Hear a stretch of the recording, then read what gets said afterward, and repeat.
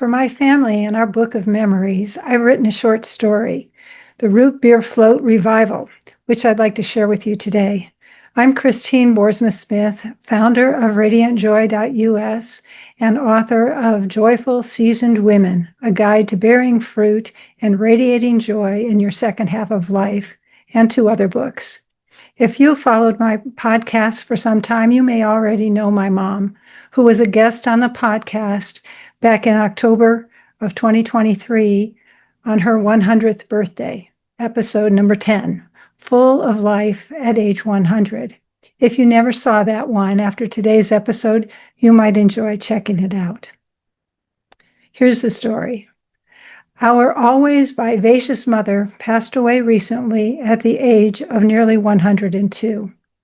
In recent months, she'd been mostly quiet, sleeping often, and fading peacefully from this life. But one afternoon, during a visit with me and my 38-year-old youngest child, Ryan, something surprising and sacred happened. A beloved nursing staff member with the apt name of Gloribi, a woman full of warmth and enthusiasm, brought in a root beer float. You should have seen the sparkle in Mom's eyes. It was as if the taste of childhood, sweet memories, and family traditions had stirred something deep within her. I held the straw to her lips, and she drank every last drop. Between sips, I spoon-fed her the ice cream, opening and closing my mouth just like I used to do when feeding our babies. Mom perked up like a flower catching the morning sun. To those of you who grew up in the age of soda fountains like I did, I invite you to remember the sweetness of those simple joys, not just the flavors, but the feelings of being known, loved, and connected, of traditions that made us who we are. I remember walking home from 9th grade at Wheaton Central High School in Illinois and stopping at the Woolworth's soda fountain with my two best friends. We couldn't afford root beer floats on a regular basis, just cherry Cokes, but stopping was a great part of every school day. And our family would enjoy root beer floats on special occasions.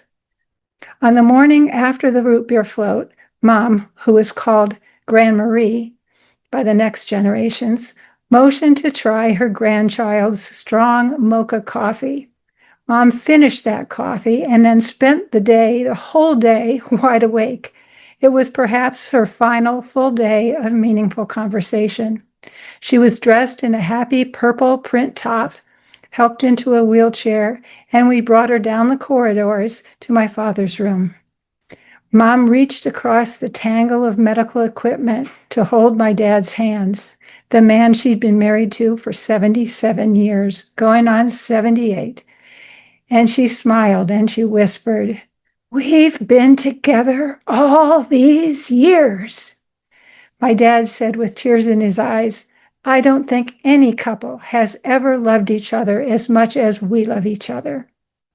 My husband, Ryan, and I said goodbye to my parents that Sunday afternoon and headed back from Florida to North Carolina, where I was scheduled to see the surgeon who'd done wrist surgery on me the prior week. Mom passed 8 days later with my sister at her bedside. Her last words were, "How's Dad?" Even at the end, her thoughts were of him. Mom was a strong, joyful woman of enduring faith. Her strength inspires me to stay close to the Lord all my days, to cherish my husband, siblings, our children, grandchildren, nieces and nephews and friends, and to treasure life's little rituals like root beer floats. Let's keep those good people, sweet memories, and faith vibrant and alive.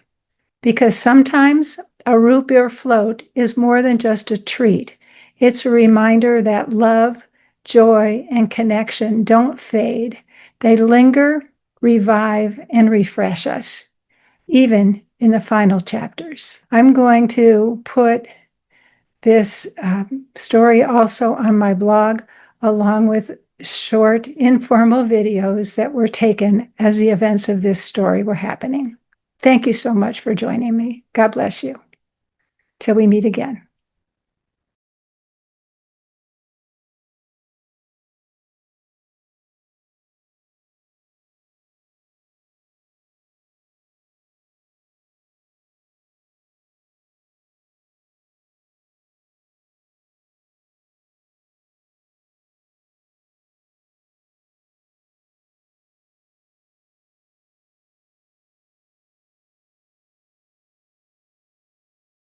Learn more about me, Christine Boersma Smith, Radiate Joy, and my books, offers, resources, transformational coaching, and even about my spiritual quilts and textile art on my website, radiantjoy.us.